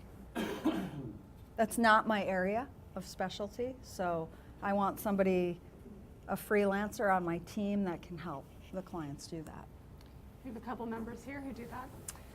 Good. Can you talk a little bit about paying for Facebook ads? And so you mentioned Power Editor, but will you talk about the reach that you get with having to use Facebook's paid algorithms and recommendations or tips that you have for business owners with that? I would narrow your search as narrow as can be. You can even only target, like the pizza example is the best example I can give. I've got a couple ads running. So one of the ads targets all the pizza businesses in town. So anybody that's liked any of the other pizza businesses in town sees that ad. So instead of going for this massive audience, narrow it down and run a couple different ads for a minimal amount of money, and then look at the reports to see which one is effectively getting you the best bang for your buck. Like I've narrowed it down to between 9 cents and 21 cents a click. There's a fella, John Loomer, Jon Loomer, Lommer, Loomer, and he explains and teaches Facebook advertising in depth in ways that I never could or would want to. It's over my head, but I get a lot from what he has to say. So one of the questions of the day, typically I don't ask about myself, but every once in a while I have a question that I need I need an answer. And the other day it was I needed a new phone, which I ended up getting the 7 or the 5S, right? 5S, is that right? 5S or 5C? The 5S. So I asked people. At first I went to my Verizon people, and of course they were like, Samsung, Droid, you know, that's what you want. But my husband said, do you want me to explain stuff to you, or do you want to, because he said, I'm not. He's got his own business stuff. So I asked what people had and why.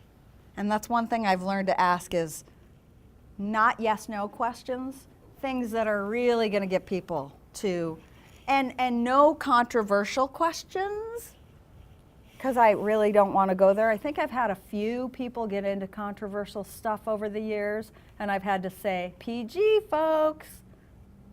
I'm looking for another one.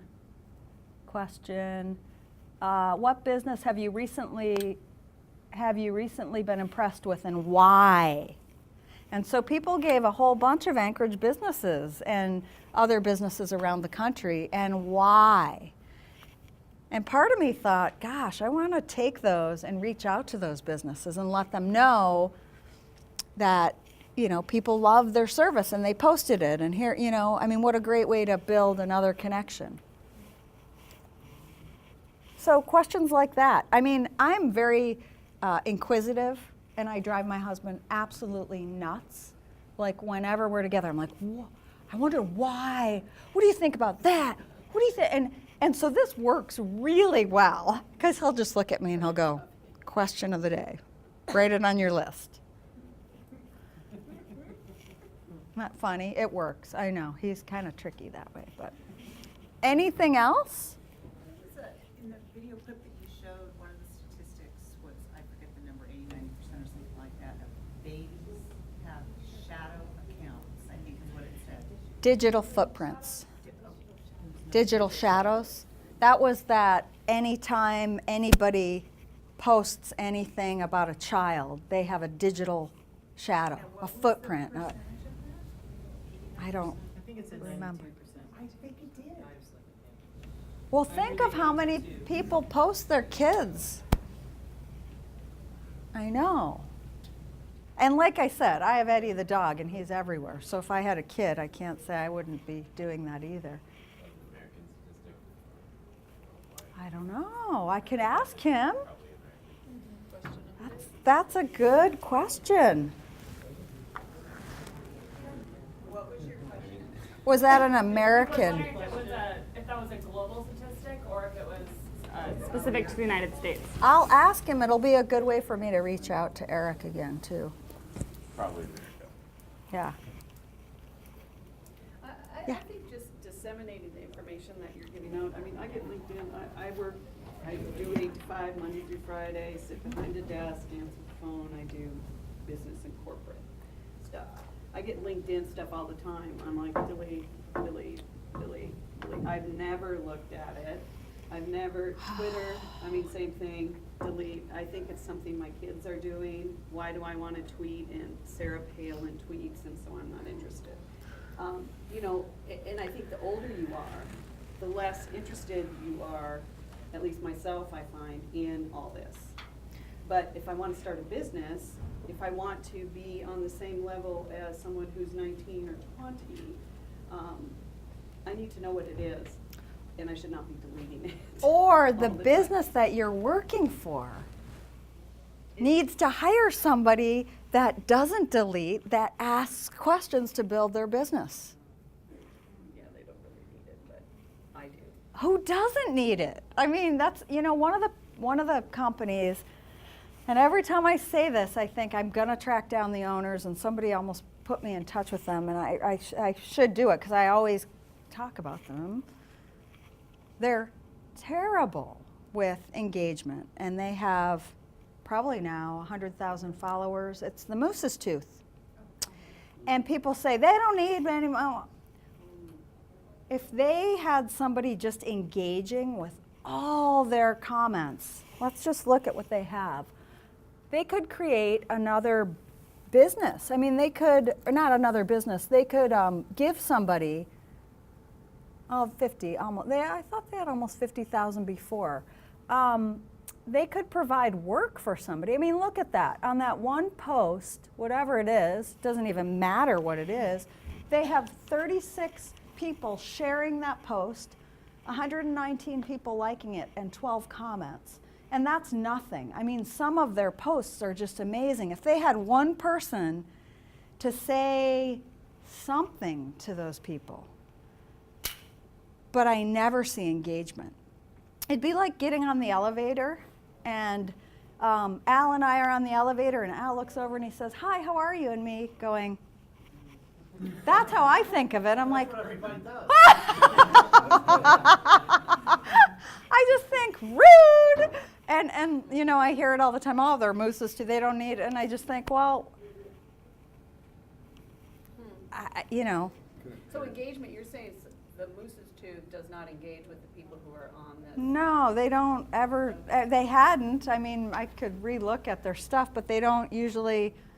So the owner's not in there saying, "Hey, thanks you guys." Oh, no, no, no, or no. Everyone who responds to this tweet gets a free Right, slice of pizza right. today. No, Okay. I mean, what if they had one person that was just designated to tell their fans how wonderful their fans are, and then every once in a while they posted a T-shirt, and then they had a little booth somewhere of another person working full-time selling these T-shirts. I mean, that's 2 jobs and a pile of T-shirts. You know, I mean, I'm just They had like. a different line at the Bear Tube. Exactly, I know. If you responded, you got in the line, you didn't have to wait outside. But, you know, not everybody, like I was coaching a realtor at one time, and it was like our 3rd session, and she looks at me and she says, you know, I really like to hike, I bike, none of my friends are on this stuff. I don't know what I'm doing. And I'm like, go! This isn't for you. Go do what you're doing. You know, you're really good with talking to people and whatever advertising she was doing, do that. If this doesn't gel with you, don't do it. You know, it's not for everybody. Okay, last thing, that person that's kind of, they're posting a lot, right? Like, really? Serious? You just did that? You posted that? Really? Oh my gosh, really? Those people can be your biggest advocates. I had one of those people, and I was kind of going, really? I retweeted something she was on TV for something, a snowstorm, and they stopped and filmed her, and so I retweeted it. She sent me my first paid speaking gig 2 years ago for social media. She sent me real estate. I have my license in referral mode. She sent me real estate referral clients. She sends me business left and right. She's become a part of my team. You never know. It doesn't mean I watch and like and follow everything she does. I've just taken a little bit of interest in her. She knows everybody in town. She has had rock groups when her husband was in the hospital come to the hospital because of Twitter meeting them in Anchorage. Like, she knew they were here, so they went up and took a picture of them. They met them. They really liked her husband. They became Twitter friends. And she said they were here doing a concert, and he was in the hospital, and they came up to visit him. And I'm like, what? I mean, she knows everybody. So those people that you might think are really annoying, they're probably connected to people that know people that have the pulse on what's going on. 2 more, are we? Active on your social media, it takes a lot of time. How do you plan to use it? Me? Yeah. It's my life. So it's what I do for a living, but a business. Let's say I go into a business. I sit with whoever they're going to designate to do their social media, and we map out a timeline, a calendar, so that it's doable, so that it's not this big, overwhelming thing. In terms of the hours, how many hours do you spend just to maintain, be active on your social media? Me? Yeah. 8 hours? I probably put in 40 hours a week. It's my life. Mm-hmm. Are you gonna do your real business which generate money? This one is just to maintain the. Oh, this brings me money. This is paying my bills. This is getting me clients that I go into, and I strategically plan, and I teach them how to do social media.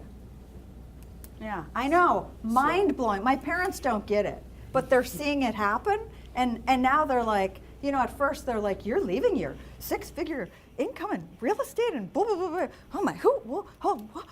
And I'm like, God, I'm like 47 years old. You should, this is like the 4th time I've done this, right? Made this big old leap. And now they're like, ran into so-and-so, told them that you're, you know, doing this consulting. So, and I'm like, golly, I'm making a living, and it's growing. Yeah. Hard to believe. One of the questions you might be asking is how many hours does it take for you to do it? Yeah, Or like- because, Oh. you know, you have something, I'm a professor, so I have to teach, I have to do, I don't have much of time to really spare on the maintain the active, you know, maybe one outlet would be enough. You're in 3 or 4 of them. But we would discuss your why. Like, why do you want to grow social media? That would be first and foremost. What's your focus of growing a following? And then we would talk about where you need to be growing it. And I would teach, I think it's important for the business owner to know what's going on. Once you know the basics, you could hire a college kid that you're in touch with, that you keep an eye on what they're doing, to post for you. I think it's very important for the business to know what's going on, though. So many times businesses just, I think like banks, just say, here, take it. And then they'll go, I ran into somebody and they said we posted such and such, and they don't pay attention. I think it's important for businesses to have an idea of what's going on, the basics. Does that help? I just don't want to know, you know, if I want to do business on the site, you know, I have a job to do, and then on the site, how much time it should be spent on those videos. I know it's very time consuming if you really make it active on it. You can hire somebody, yeah. Like, yeah. what's the investment for, you said you're doing something for a pizza place. So let's say you had a local pizza place. How many hours do you suppose that they would spend a month in Good using question. social media? Like, Good what question. do you count on at this point? I know that. I have a content creator. He does all the content creation a month ahead of time. And he engages. I do a lot of the engaging in the advertising. Probably for the pizza company with 11 pizza, it's a franchise, shops in town, we probably spend 15 hours a month. Oh. And it's growing, and it's Twitter and Facebook. I mean, that's manageable. Yeah. See, I think people just think it's like, because it's my life, I do it all the time, but businesses do not have to be effective. The thing is to not just post and then walk away and then come back and go, oh, yay, I scored today. That's what I used to do. But to have a strategy and then to pre-post things out and to engage with others. Okay? Great. Thank you so much.